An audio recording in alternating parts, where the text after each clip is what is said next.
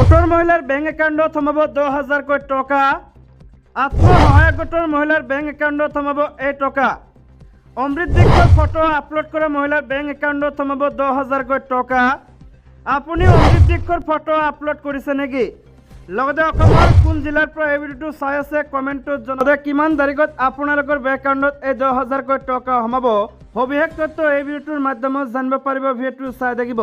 লগতে চেনেলটোত যদি নতুন গৈছে তেন্তে চেনেলটো ছাবস্ক্ৰাইব কৰাৰ লগতে ভিডিঅ'টোত এটা লাইক কৰি দিব।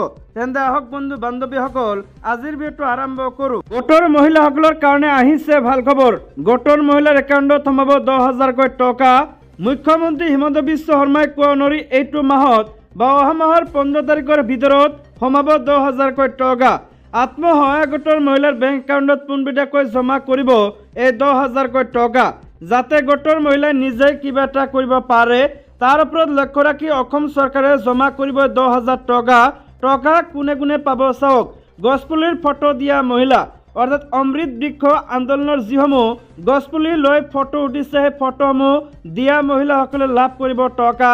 লগতে ডিবিটি লিংক থকা মহিলাই লাভ কৰিব টকা। 3টা বা 4টাৰ তলত সন্তান থকা মহিলাই টকা লাভ কৰিব। গোটৰ মেছেজ পোৱা মহিলাসকলে টকা লাভ কৰিব।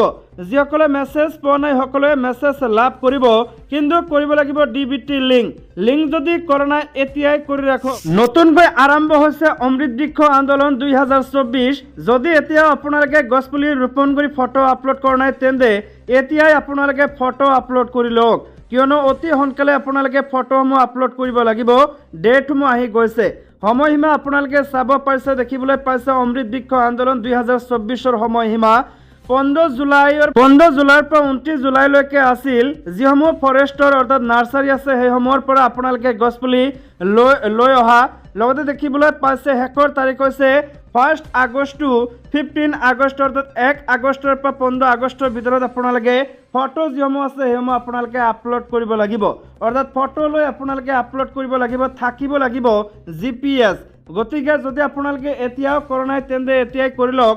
এনেকৈ দেখিবলৈ পাইছে মুখ্যমন্ত্ৰী হিমন্ত বিশ্ব শৰ্মাই যিদৰে ফটো ইয়াতে উঠিছে সেইদৰে আপোনালোকে ফটো উঠিব লাগিব, কিন্তু ইয়াতে GPS কানেক্ট কৰি থাকিব লাগিব। অৰ্থাৎ আপোনালোকৰ যি ফটো আছে সেই ফটোখনত মেপ থাকিব লাগিব।